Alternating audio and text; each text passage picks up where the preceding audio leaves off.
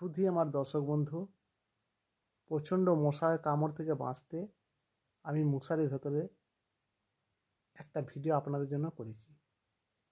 আশা করছি আমার সমস্ত শ্রোতা বন্ধুর এই ভিডিওটা ভালো লাগবে। তা চরণ দর্শক বন্ধু, আজ আপনাদের কাছে আমি মোহাম্মদ রফি সাহেবের একটা গান হাজির করেছি। তা চরণ দর্শক বন্ধু, আপনাদের মোহাম্মদ রফি সাহেবের এক কলি গান আপনাদের শোনাই। না না না,